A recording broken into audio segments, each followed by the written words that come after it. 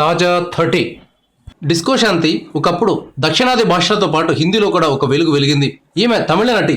ఈమె తండ్రి సిఎల్ ఆనందన్ కూడా నటుడు.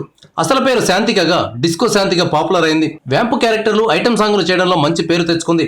శ్రీహరిని పెళ్లి చేసుకున్న తర్వాత సినిమాలకు స్వస్తి చెప్పింది.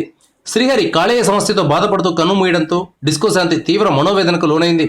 క్రమంగా ఆ బాధ నుంచి తేరుకుని సాధారణ జీవితం గడపడానికి ప్రయత్నిస్తోంది. ఈ నేపథ్యంలో ఆమె ఓ న్యూస్ ఛానల్తో మాట్లాడారు.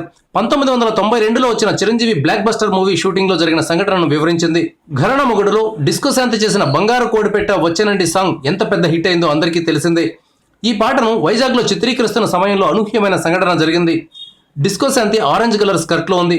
పాట షూటింగ్ ముగిసిన తర్వాత ఆమె ఓ క్లాత్ కప్పుకుని వెళుతోంది. ఇంతలో ఓ గుంపు ఆమె దగ్గరకు వచ్చింది. ఆ గుంపులో ఉన్న ఒకడు డిస్కో శాంతి నడుము గిల్లాడు.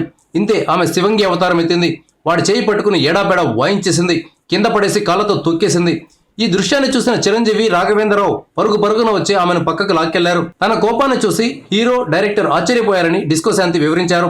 తెర మీద ఐటమ్ సాంగ్ చేస్తుంది కదా, తెర వెనుక కూడా ఐటమే అనుకుంటే ఇలాంటి పరిణామాలే ఎదుర్కోవాల్సి ఉంటుంది.